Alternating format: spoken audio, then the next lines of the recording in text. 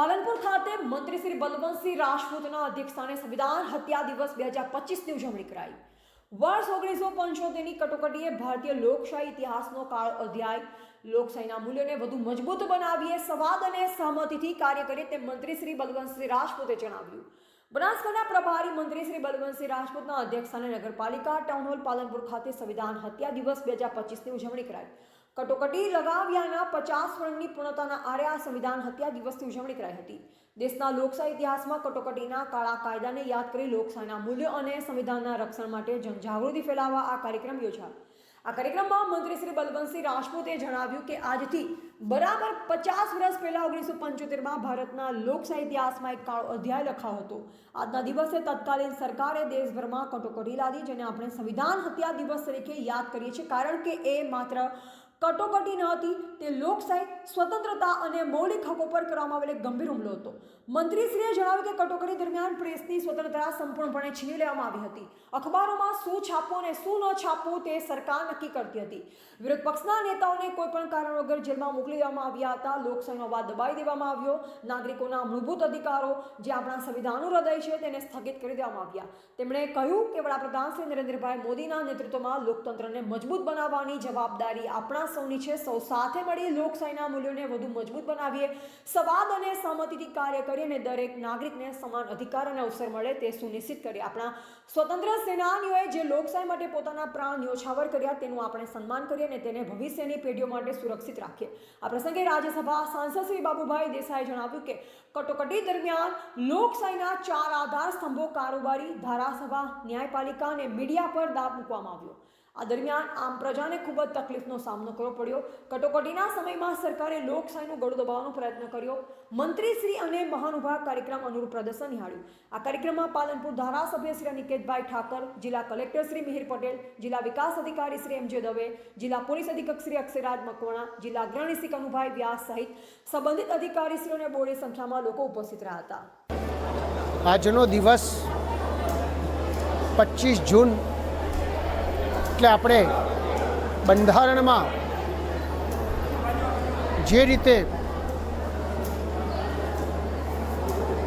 કાળા દિવસ તરીકે આપણે ઉજવીએ છીએ, એનું સૌથી મોટું કારણ એ છે કે 1975માં અલ્હાબાદ કોર્ટે ચુકાદો આપ્યો અને સ્વર્ગસ્થ ઇન્દિરાજી વડાપ્રધાન તરીકે હતા ત્યારે ચૂંટણી એ ખોટી રીતે જીત્યા છે એ મુજબની ત્યારે કોર્ટે ચુકાદો આપ્યો અને એ ચુકાદો આવ્યા પછી તરત જ એમને સુપ્રીમ કોર્ટમાં અરજી કરી।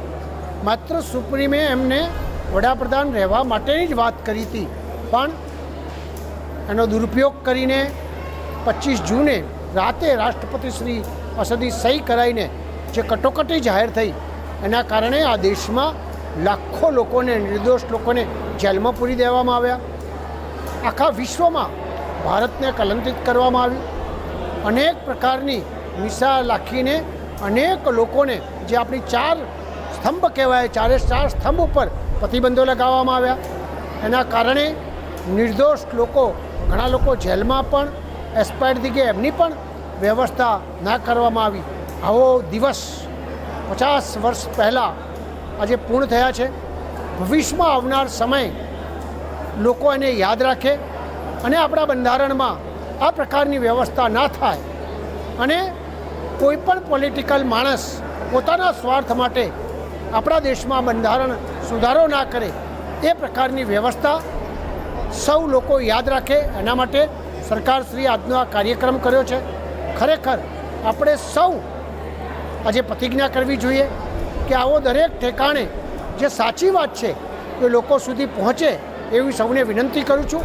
અને આપણું બંધારણ એ વિશ્વમાં, જ્યારે લોકશાહી વિશ્વની સૌથી મોટી હોય, ત્યારે આપણે બધા સાથે મળીને આવનાર સમયમાં આત્મનિર્ભર બનીએ, વિશ્વગુરુ બનીએ, વિશ્વબંધુ બનીએ અને 2047 સુધીમાં આપણો દેશ એક મહાસત્તા બને અને ત્રીજી ઇકોનોમી થવાનું છે, એ તરફ આગળ વધીએ। જ્યારે 1975ની અંદર ઇન્દિરા ગાંધીના શાસનની અંદર કટોકટીના સમયની અંદર જે આપણે લોકશાહીનું ગળું દબાવવાનો જે પ્રયત્ન કર્યો હતો, એ આઘાતજનક દિવસમાંથી આપણે આજે 50 વર્ષ થઈ ગયા છે।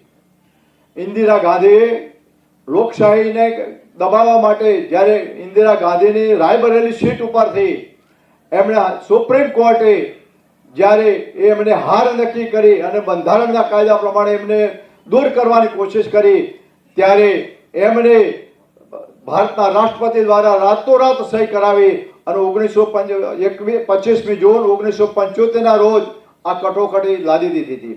આ કટોકટીની અંદરથી સામાન્ય જનતાને બહુ જ તકલીફ પડી. લોકશાહીના જે 4 આધાર સ્તંભ હોય, વિધાનસભા, ન્યાયિક તંત્ર, મીડિયા, એની ઉપર બાદ મૂકવામાં આવ્યો. મીડિયાની સ્વતંત્રતા છીનવી લેવામાં આવી અને એનાથી વિશેષ બહુ આઘાતજનક એ પ્રશ્ન કે ઇન્દિરા ગાંધીના પુત્ર સંજય ગાંધી દ્વારા આકરો જે આપણા માનવ જાત ઉપર કઠોરાઘાત હોય એવો નસબંધીનો અમલ કરવામાં આવ્યો અને એના દ્વારા અનેક ગરીબ જનતાની અંદર અશિક્ષિત જે વ્યક્તિઓ હતા એની અંદર એમને પકડી નસબંધી કરવામાં આવી અને દવાખાનાની પૂરતી સગવડતા ન હોવાના કારણે અનેક લોકોને પણ મૃત્યુને ભેટવું પડ્યું હતું.